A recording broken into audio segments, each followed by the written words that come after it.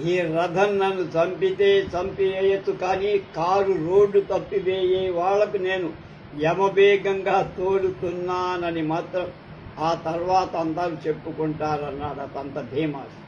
అతడు అంత వేగంగా వెళ్ళాడు. చూపుని ఎప్పుడూ మరొక వైపుకు తిప్పల. మలుపులలో కూడా వేగం తగ్గల. కారుని పూర్తి వేగంతో వదిలేశాడు. నిర్నిరోధంగా అది ముందుకు సాగిపోయి పందెం ముగిసే వేళ అతడు తర్వాత వాడికంటే ఒక అర మైలు ముందున్నాడు. 999 కారు ఏ ఉద్దేశంతో నిర్మింపబడిందో ఆ ఉద్దేశం నెరవేరు. వేగంగా నడిచే మోటారు కారు నేను నిర్మించగలనని అది దేశంలో బాగా ప్రచారం చేసింది. ఆ పందెం ముగిసిన వారం రోజులకు నేను ఫోర్డ్ మోటార్ కంపెనీ స్థాపించాను. దానికి నేను ఉపాధ్యక్షుడిగా, నమూనాల నిర్మాత డిజైనర్గా, ప్రముఖ యాంత్రికుడు మెకానిక్గా, పర్యవేక్షకుడుగా, సూపర్వైజర్గా, జనరల్ మేనేజర్గా పనిచేసేవాడు. ఆ కంపెనీ మూలధనం అప్పుడు $1,00,000. దానిలో 100కి 25.5 వంతులు నాది. నగదుగా వసూలు చేసిన మొత్తం సుమారు $80,000 మాత్రమే. మూలధనం కింద ఆ కంపెనీ మళ్లీ వాటాదారుల నుంచి డబ్బు అడగల. నా మనకడి అనుభవాన్ని గమనించకుండా పూర్తి అధికారాన్ని స్వాయత్తం చేసుకోవడానికి అవసరమైన వాటాలు నాకు లేకపోయినా నేను ఆ కంపెనీ నిర్వహించడం సాధ్యమవుతుందని మొదట్లో నేను అనుకున్నాను. కానీ కొద్ది కాలంలో నా పొరపాటు గుర్తించి కంపెనీ వల్ల నాకు వచ్చిన లాభాలతోనే 1906లో ఇంకా వాటాలు కొని 100కి 50 వంతుల వాటాలకు యజమాని అయ్యాను. తర్వాత కొద్ది కాలానికి మరికొన్ని వాటాలు కూడా కొని మొత్తానికి 58.5 వాటాలు నా పరం చేసుకుని ఏటేటా వస్తున్న లాభాలలో నుంచే నూతన సాధన సంపత్తి సమకూర్చుకుంటూ ఆ కంపెనీ అభివృద్ధి పొందుతూ వచ్చి 1919లో నా కుమారుడు ఎడ్సెల్ మిగిలిన 41.5 వంతులు వాటా కూడా కొనేసి మైనారిటీ వాటాదారులు కొందరు నా విధానాలను అంగీకరించకపోవడం వల్ల ఆ పని అవసరమైంది. $100 వాటాకి $12,500 చొప్పున మొత్తం 7,50,00,000 చెల్లించి ఆ వాటాలు నా కొడుకు కొన్నాడు.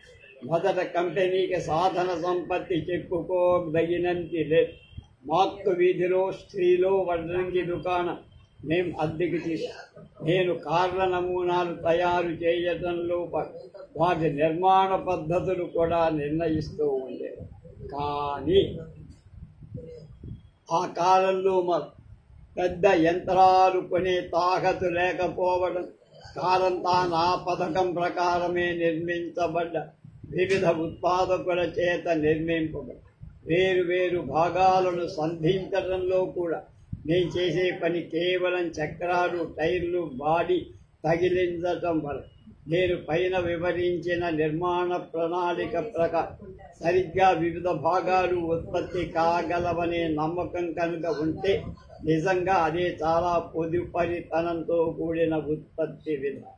భవిష్యత్తులో అయినా చాలా తేలికగా నిర్మించదగిన వస్తువుల విషయంలో తప్ప ఒకే చోట వివిధ భాగాలు ఉత్పత్తి చేయకపోవటమే అత్యంత లాభదాయకమైన ఉత్పత్తి విధానం కాదు. ఆధునిక లేక ఆగామి అనడం ఇంకా మంచి పద్ధతిలో ప్రతి భాగం అది చాలా బాగా తయారయ్యే చోటనే నిర్మించడం, తర్వాత వినియోగానికి వీలుగా భాగాలన్నిటి ఒక చోట సంధించడం అంటే కూర్చడం జరుగుతుంది. మేము ప్రస్తుతం అనుసరిస్తూ ఇంకా విస్తరింప చెయ్యాలనుకుంటున్న పద్ధతి అందరూ ఒకే విధమైన సరఫరా విధానం అవలంబించేట్లయితే ఒకే సంఘం, ఒకే వ్యక్తి, ఒకే వస్తువు యొక్క వివిధ భాగాలు తయారు చేసే ఫ్యాక్టరీలన్నిటి మీద యాజమాన్యం వహించిన లేక ప్రతి భాగం మన సొంత కర్మాగారంలో తయారు చేసుకున్న ఫలితం మనం తయారు చేసుకున్నంత బాగా ఉండే విడి భాగాల ఖరీదుకు బయట మనకు దొరుకుతున్నప్పుడు, అందుకులోనూ అవి పుష్కలంగా దొరుకుతూ ధర కూడా సరసంగా ఉన్నప్పుడు, మనం అలాంటి విడి భాగాన్ని మళ్ళీ ప్రాణావసరం వచ్చినప్పుడు తప్ప స్వయంగా తయారు చేసుకోవాలని నిజానికి విడి భాగాలు ఉత్పత్తి చేసే ఫ్యాక్టరీల మీద యాజమాన్యం కూడా ఎక్కువ విభక్తమై ఉండటమే మంచిది.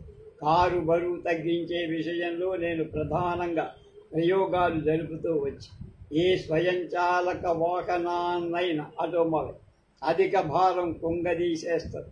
బరువును గూర్చి అనేక మూఢాభిప్రాయాలున్నాయి. మూఢంగా కొన్ని కొత్త పదాలు వాడుకలో వచ్చే తీరు భలే విచిత్రంగా ఉంది. మానవుడి మానసిక సాధనాలకు వర్తించే బరువైన భారం, హెవీ వెయిట్ అనే పదం ఒకటి తయారు. ఎవడు తన శరీరం తెగబడిసి బరువెక్కాలని కోరుకోడు కదా. ఇక మనస్సు విషయంలో మాత్రం అలా ఎందుకు కోరుకుంటాడు? అలాగే అస్పష్టమైన ఏదో కారణం వల్ల మనం బలానికి బరువుకి మధ్య తబ్బిబ్బు పడుతూ ఉంటాం. తొలికాలపు ఉత్పత్తిలోని మరటు విధానాలు నిస్సందేహంగా అలాంటి తబ్బిబ్బులతో కూడా. పాతకాలపు ఎద్దుబండి టన్ను బరువు కలదు. ఆ బరువు వల్లనే అదే దుర్బలమై కొలది టన్నుల బరువు గల మానవులను న్యూయార్క్ నుండి షికాగోకు చేరవేయటానికి రైలు మార్గం మీద ఎన్నో వందల టన్నుల బరువు గల రైలు బండి నిర్మించబడి, అందుకు పర్యవసానంగా నిజమైన శక్తి ఎంతో దుర్వ్యయం అవుతాయి. విద్యుత్ శక్తి రూపంలో లెక్కలేనని లక్షల డాలర్ల ఖర్చు శక్తి భారంగా మారిన చోటు నుండే మూల్య క్షీణ సూత్రం, లా ఆఫ్ డిమినిషింగ్ వాల్యూస్ వర్తించడం ప్రారంభం. ఒక్క రోడ్డు రోలర్కి మాత్రం బరువు వాంఛనీయం కాదు, మరి దేనికి కాదు. శక్తికి బరువుతో ఏ విధమైన సంబంధం లేదు. శక్తికి బరువుతో ఏ రకమైన సంబంధం లేదు. ప్రపంచంలో కార్యసాధకుడైన మనిషి మనస్తత్వం ఉల్లాసంగా, తేలిగ్గా, అయినా బలంగానే ఉంది. ఈ ప్రపంచంలో అత్యంత సుందరమైన వస్తువులను అధిక భారం తగ్గించి వేయబడినవి. మనుషుల విషయంలో కానీ, వస్తువుల విషయంలో కానీ శక్తి అనేది కేవలం బరువే కాదు. ఎవరైనా నాకు నేను నిర్మించే కార్ల బరువు పెంచమని, మరొక భాగాన్ని కూడా కోర్చమని సూచించినప్పుడల్లా నేను వాటి బరువును తగ్గించే మార్గం కోసం, ఏదైనా భాగాన్ని తీసివేసే మార్పు కోసం చూస్తూ ఉంటాను. అప్పటికీ నిర్మితాలైన కార్లన్నిటిలో అప్పుడు నేను నమూనా తయారు చేసిన కారు చాలా తేలిక. దాని తత్వం పూర్తిగా తెలిసి ఉంటే ఇంకా తేలిగ్గా చేయగలిగి ఉండేవాడు. అనంతర కాలంలో తగిన ముడి సరుకు సంపాదించి అంతకంటే కూడా బరువు తక్కువ ఉండే కారు నిర్మించి మా కంపెనీ స్థాపించిన మొదటి ఏడాది మోడల్ ఏ కార్లు తయారు చేసి బాడీ లేకుండా $850 చొప్పున, బాడీ మరొక $100 చొప్పున అమ్మారు. 2 సిలిండర్ల మోటారుతో 8 హార్స్ పవర్తో నడిచేందుకు వీలుగా ఆ కార్లను మేమే తయారు చేశాం.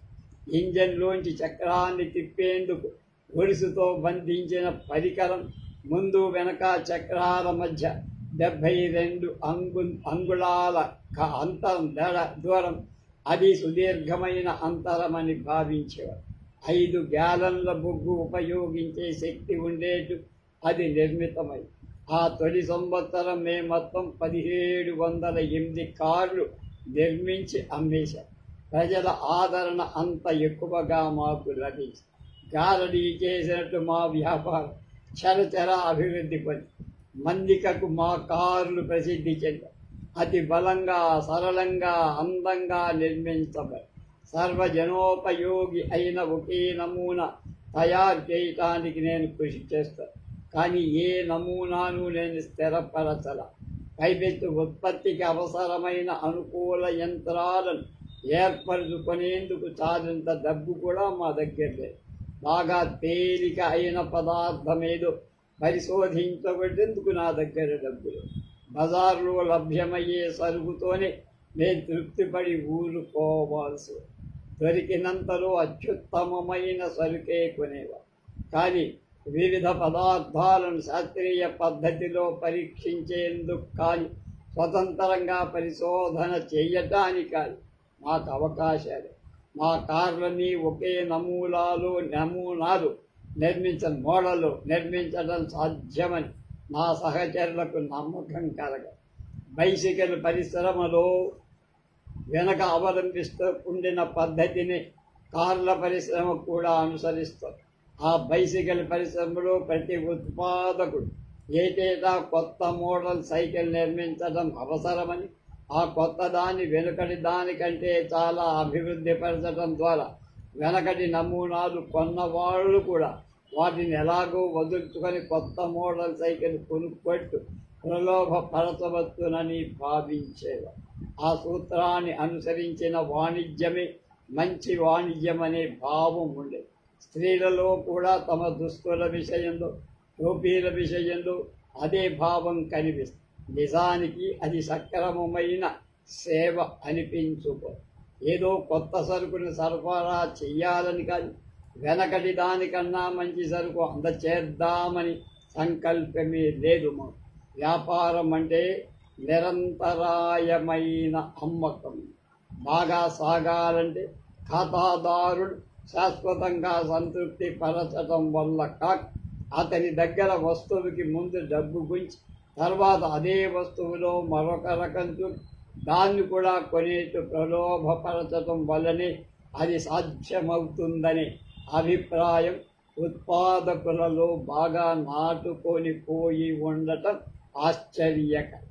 ఆ రోజుల్లో నా మనసు లోతులలో ఒక ఊహ ఉండేది. కానీ దాన్ని కార్యరూపంలో పెట్టడానికి కావలసిన హంగు ఆర్భాటం మాకులే. ఆ ఊహ ఏమిటి?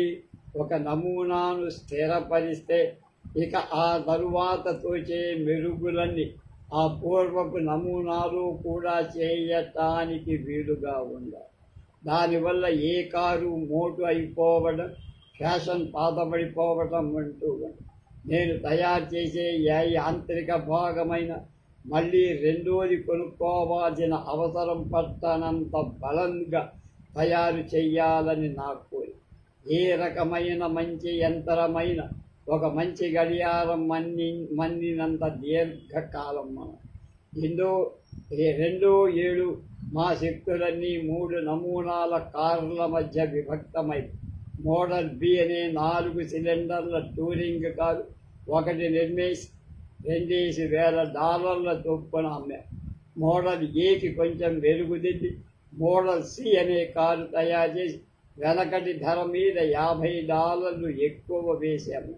మోడల్ ఎఫ్ అనే దాని మీద మరొక రకం టూరింగ్ కారు నిర్మించి $1,000లకు విడుదల. అంటే మా శక్తి విక్షిప్తమైపోవడం, పైపెత్తు ధరలు పెంచడం జరిగింది. తత్పర్యవసానంగా మొదటి ఏడాది కన్నా 2 ఏడాది ఎక్కువ కార్లు అమ్మాం. ఆ ఏడు 1695 కార్లే అమ్ముడైపోయాయి. మా 3 రోడ్ల మీద వాడాల్సిన వీలైన మొట్టమొదటి 4 సిలిండర్ల కారు మోడల్ బి కారు. దాని ప్రచురణ ఇయ్యవలసి ఉంది. పందెం గెలవటం కానీ కొత్త రికార్డు ఏర్పరచడం కానీ ఆ రోజుల్లో అత్యుత్తమ విధమైన ప్రచురణ. అందుచేత వెనక 999తో పాటు నిర్మించిన ఏరో అనే కారుడు ఇంచుమించు అది పూర్తిగా నిర్మించబడింది పందెంలో ప్రవేశపెట్టడానికి నిశ్చయింది. న్యూయార్క్ మోటారు పందాలు ప్రారంభం కావటానికి 1 వారం ముందు నేను స్వయంగా మంచు మీద 1 మైలు దూరం డ్రైవ్ చేసి చూశాను. ఆ పందెం నేనన్నటికీ మర్చిపోలేదు. ఆ మంచు చాలా మృదువుగా ఉన్నట్టు అప్పుడు కనుక నేను పందెంలో నుంచి విరమించినట్లయితే వ్యతిరేకపు ప్రచారం మా కారుకు చాలా ఎక్కువగా వచ్చేటట్టుగా నాకు మొదట అనిపించింది. కానీ నిజానికి ఆ మంచు అంత మృదువుగా లేకపోగా పర్లుగా పేరుకొని మధ్య మధ్య తాళ్ళు ఏర్పడి వేగం పెంచే వేళకు ఆ తాళ్ళు చాలా ఇబ్బంది పెడతాయని నాకు తెలుసు. అయితే అంతవరకు వచ్చాక ఈ పందెంలో పాల్గొనటం తప్ప గత్యంతరం. చివరికి ఏరోని పందెంలో నడిపారు. మంచులో చాలు చాలు దగ్గర కారు గాల్లో ఎగిరేది. మళ్ళీ ఎలా నేల మీదకి వస్తుందో నాకు తెలిసేది కాదు. అలా గాలిలోకి ఎగరని సమయాల్లో నా కారు జారిపోతూ ఉండేది. ఎలాగో ప్రయత్నం మీద నా కారు తలక్రిందులు కాకుండా చూసుకుంటూ వచ్చి చివరికి ప్రపంచమంతా నివ్వెరపోయి రికార్డు స్థాపించగలి ఆ పందెం మోడల్ బి కారుకి వాణిజ్య జగత్తులో ఒక ప్రముఖ స్థానాన్ని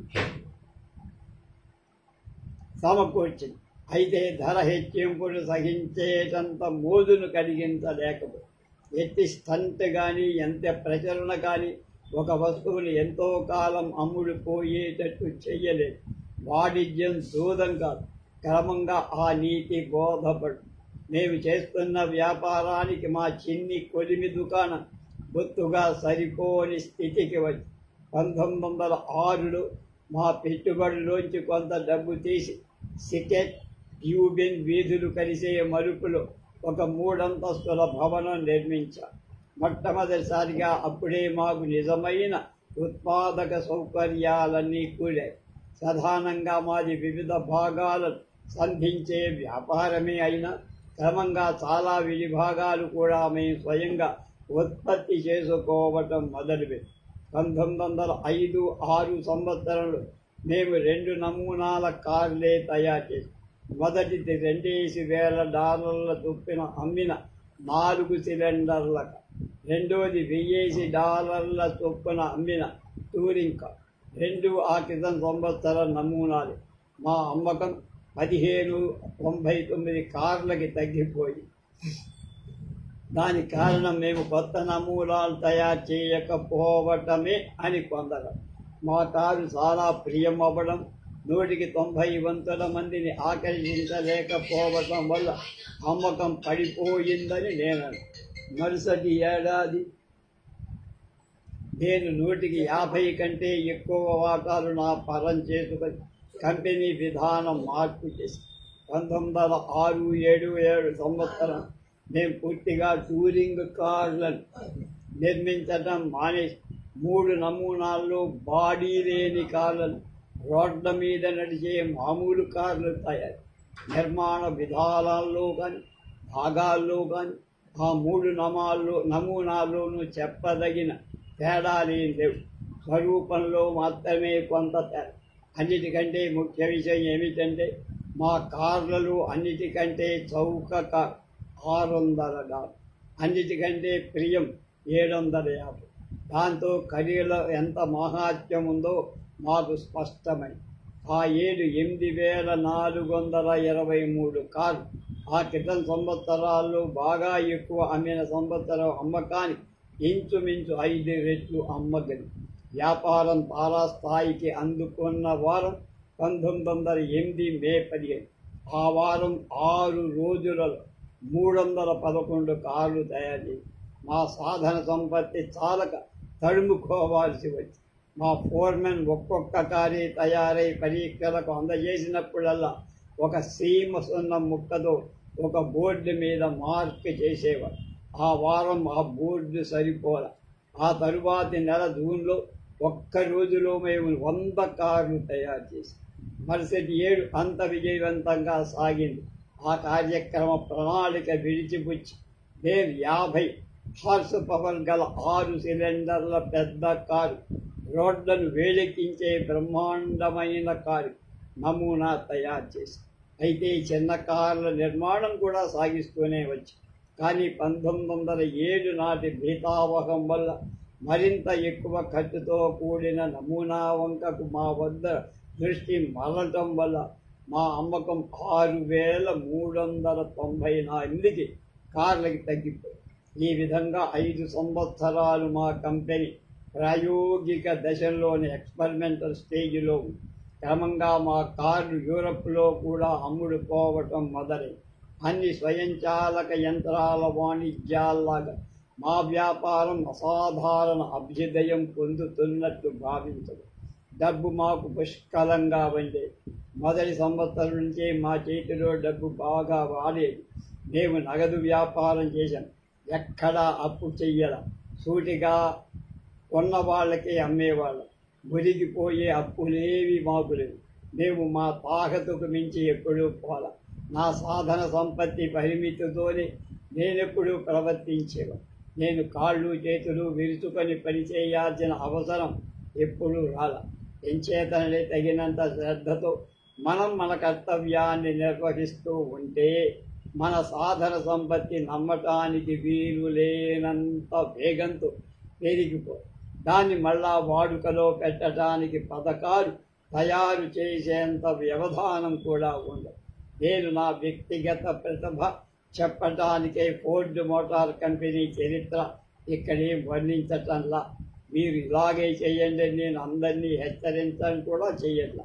నేను ముఖ్యంగా చెప్పదలుచుకుంది ఏమిటంటే, మామూలుగా సాగే వ్యాపార పద్ధతి అత్యుత్తమమైంది కాదు. మామూలుగా పద్ధతులకు పూర్తిగా తిలోదకాలు ఇచ్చే దశ నా జీవితంలోనే వచ్చి అటు తర్వాత మా కంపెనీ అసాధారణమైన విజయాలు సాధి. అంతవరకు మేము వాణిజ్యంలో సర్వసాధారణ విధానాలే ఎక్కువగా అనుసరించాం. మా కార్లు మిగిలిన వాటి కంటే తక్కువ క్లిష్టంగా ఉండేది. మా కంపెనీలో బయట వాళ్ళ డబ్బు లేదు. ఈ రెండు విషయాల్లో తప్ప ఇతర కంపెనీలకు మాకు ప్రధానమైన భేదం ఏంటో అయితే మా కంపెనీ మిగిలిన వాటికంటే ఎక్కువగా అభివృద్ధి పొందుతూ ఉండటంతో ఖచ్చితంగా నగరు వ్యాపారమే చేస్తూ మాకు వచ్చే లాభాలను కూడా మళ్ళీ వ్యాపారంలో కంపెనీకి ప్రతి ఏడాది పెద్ద మొత్తం నిలవ చూపుతూ ఉండటం వల్ల మాత్రం కొంత తేడా ఉంది. అన్ని పందాలలో మా కార్లు పాల్గొని బాగా ప్రచారం చేసి అమ్మకం ఎక్కువ చేసుకొని మా కార్ల నిర్మాణం సరళంగా ఉండటమే కాక మా నమూనాల్లో మరొక విశిష్టత కూడా ఉంది. పూర్తిగా వినోదకరమైన కారు మేం అవకాశం ఇవ్వాల. బజార్లో పోటీ చేస్తున్న మిగిలిన కార్లన్నిటితో పాటు మా కారు కూడా వినోదాన్ని కలిగిన ప్రత్యేకం విలాస దృష్టితో మేం ప్రాధాన్యత ఇవ్వాల. అయితే విడిగడిగా ధర పెట్టగల కొనుబడిదారి అతని అభిమతానుసారం కారు తయారు చేసి ఇవ్వటానికి మేము సిద్ధం. మా కంపెనీ బాగా అభివృద్ధి పొందింది. ఇంకా మేము హాయిగా నిశ్చింతగా ఒక స్థితికి వచ్చాం. ఇంకా ఈ లాభాలు నిలుపుకుంటే అంతే చాలు అనుకునే దశకు వచ్చాం. నిజంగా మాలో కొందరు అలా అనుకోవటం కూడా మొదలుపెట్టి మా కంపెనీ రోజుకి 100 కార్లు తయారు చేసే స్థితికి వచ్చేసరికి మా వాటాదారులలో కొందరు చాలా గాబరా పడ్డారు. నేను కంపెనీని నడపకుండా అడ్డుపడటానికి ఏదైనా చెయ్యాలని కూడా అనుకున్నా. కానీ నేను రోజుకు 100 కార్లు చాలా స్వల్పమని, కొద్ది కాలంలోనే రోజుకు 1000 కార్లు నిర్మించే స్థితి సాధించబోతున్నామని చెప్పేసరికి వాడు నిర్విణ్ణులయ్యారు. కోర్టులో నా మీద చర్య జరపటానికి కూడా వాడు ఆలోచించినట్టు నాకు తెలిసింది.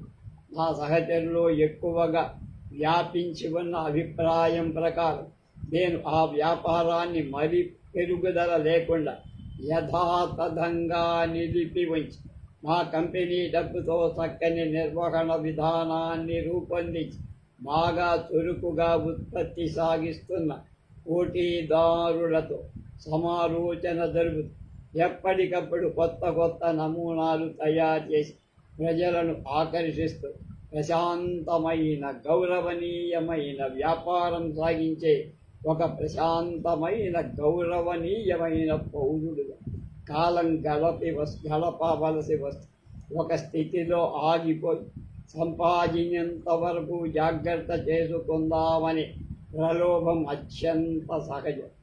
ఆ సంచలనాత్మక జీవితం నుండి విరమించి ప్రశాంతమైన సుఖకరమైన జీవితం ఆశించడం వల్ల నాకు సానుభూతి. అలాంటి కోరిక నాలో ఎప్పుడు తల ఎత్తకపోయినా ఆ కోరికను నేను అర్థం చేసుకోగలను. అయితే నిజంగా విశ్రాంతి కోరే మనిషి వ్యాపారం నుంచి విరమించాలని నా అభిప్రాయం. విశ్రాంతి వ్యాపారం రెండూ కావాలనే ప్రవృత్తి కొందరిలో ఉంటుంది. ఏది ఏమైనా నా పథకంలో మాత్రం అలాంటి పనికి అవకాశం లేదు.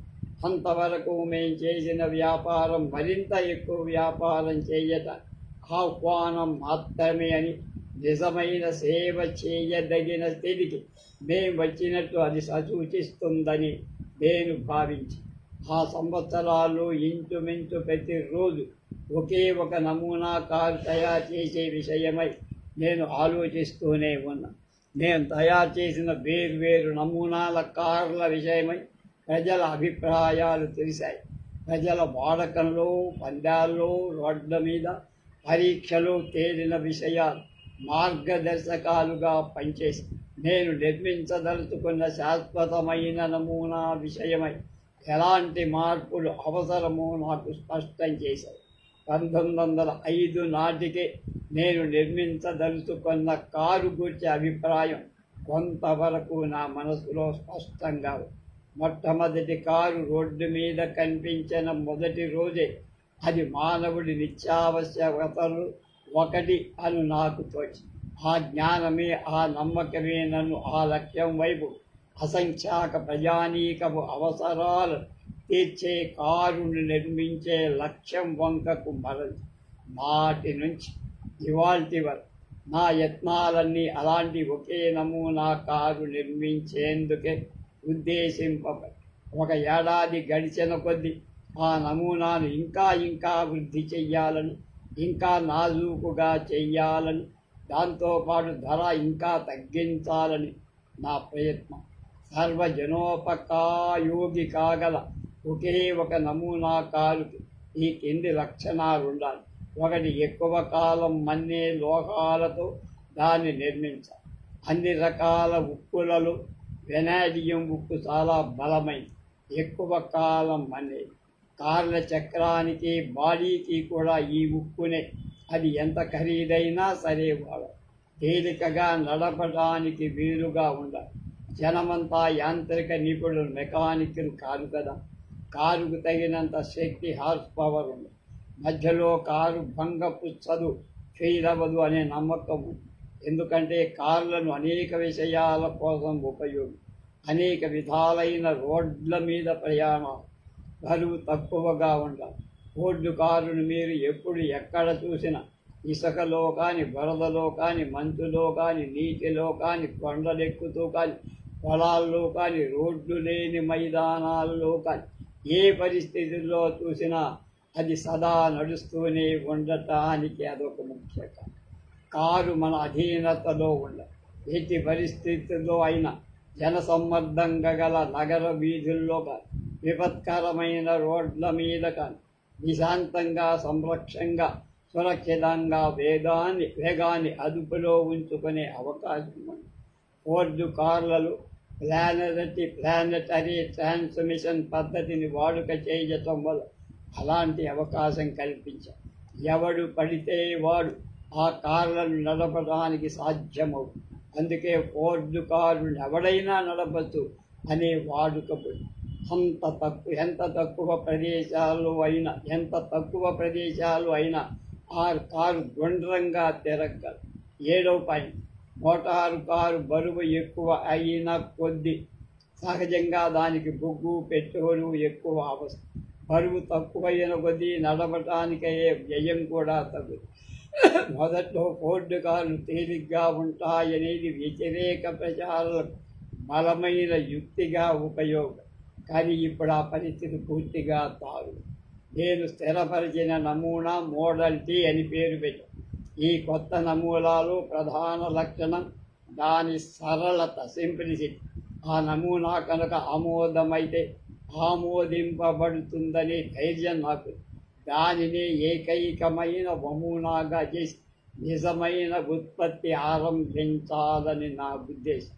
ఆ కారు నిర్మాణంలో 4 ప్రధాన భాగాలు: శక్తి ఉత్పాదక యంత్రం, చట్రం, ముందు చక్రాల మధ్య ఇరుసు, వెనక చక్రాల మధ్య ఇరుసు, ఇవన్నీ అందుబాటులో ఉండే.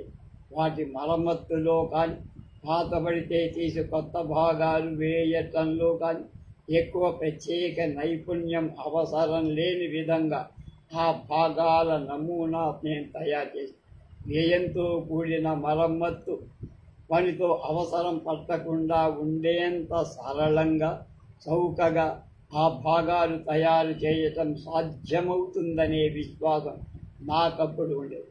అయితే ఆ ఊహ ఆ కాలానికి విచిత్రమైంది కావటం వల్ల దాన్ని ఎక్కువగా నేను ప్రకటించాలి. పాత భాగాలు మరమ్మత్తు చేయించుకోవడం కన్నా కొత్త భాగాలు కొనడమే తక్కువ వ్యయంతో జరుగుతుందనిపించేంత చౌకగా ఆ భాగాలు తయారు అవ్వాలి. బేకులను గడియలను ఇనప కొట్లలోకి తీసుకువెళ్ళటానికి వీలైనట్లుగా ఆ భాగాలు కూడా తీసుకువెళ్ళటం సాధ్యంగా కారు నిర్మాణాన్ని అర్థం చేసుకోవడం ఎవరికి అసాధ్యం కాకుండా ఉండేటంత సరళంగా కారు తయారు చేయటం నమూనాల నిర్మాతగా నా కర్తవ్యమని నేను ఇది రెండు విధాలుగా ఉపయోగిస్తుంది. ఇతర వస్తువుల విషయంలో కూడా ఈ సూత్రం వర్తిస్తుంది. వస్తువుల క్లిష్టత తగ్గిన కొద్దీ దాని నిర్మాణం సులభతరము, మరింత చౌకగా అమ్మటానికి వీలు, తద్వారా అమ్మకం పెరుగుతుంది. మోడల్ టీ కారులో అంతకుముందు నమూనాలు లేని ప్రత్యేక లక్షణాలు ఇంచుమించు ఏం లేవు. అది ప్రతి స్వల్ప విషయం ఆచరణలో పూర్తిగా పరీక్షింపబడి ఆ నమూనా విజయోపేతమవుతుందా కాదా అనే విషయంలో ఊహాగానానికి అవసరమే లేదు. విజయవంతమై తీరాల్సిందే.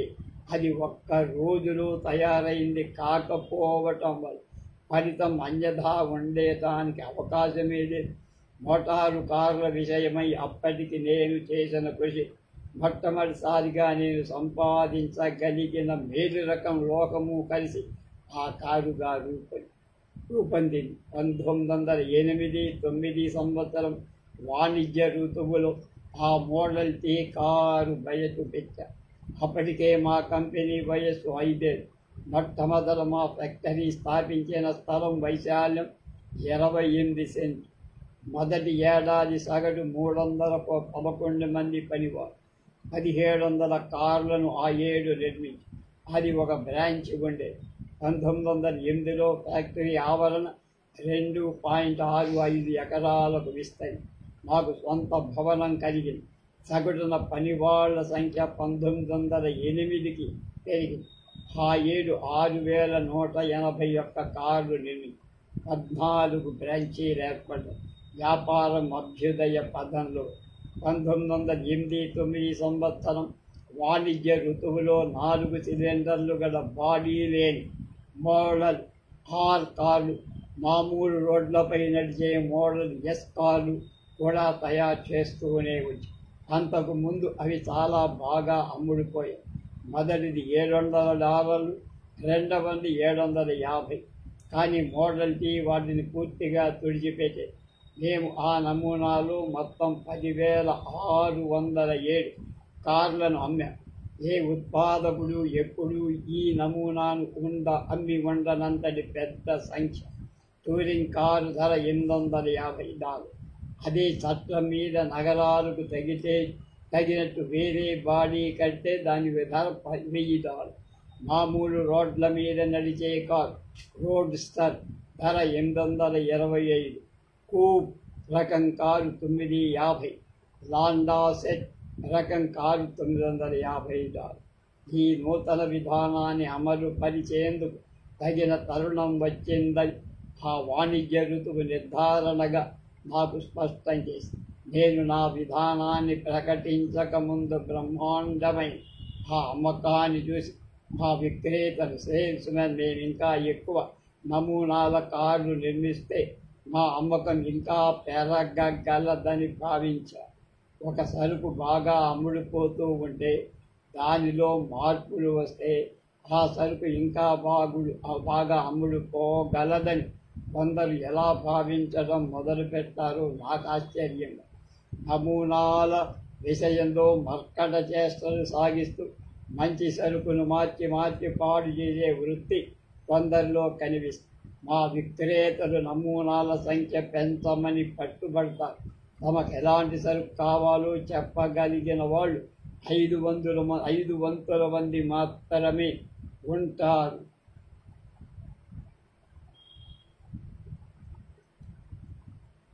విలక్షణైన కథల మాటలే వాడు చెవి బొగ్గుతూ ఈ భరోసా లేకుండానే కొని 95 మందిని పూర్తిగా మరిచిపోయారు. అని కొనేవాళ్ళు వచ్చే ఆరోపణలు సూచనలను కూర్చి సాధ్యమైనంత శ్రద్ధగా ఆలోచిస్తే తప్ప ఈ వ్యాపారం వర్ధిల్లు. సేవలో ఎక్కడైనా లోపం ఉంటే తక్షణం దాన్ని శ్రద్ధగా అయితే వచ్చిన సూచన నమూనాకు మాత్రమే సంబంధించిందైతే అది కేవలం వ్యక్తిగతమైన అభిలాష మాత్రమే కాదని సంగతి ముందుగా రూఢి చేసుకో.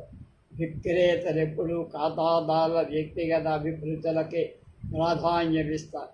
కానీ తమ సరుకును గూర్చి తగినంత జ్ఞానం సంపాదించి ఆ ప్రత్యేక అభిరుచులు గల ఖాతాదారులకు వారి అవసరాలన్నిటికీ తమ సరుకులు తీర్చగలదని నచ్చచెప్పే సామర్థ్యం గడించాలని వాళ్ళు చూడరు.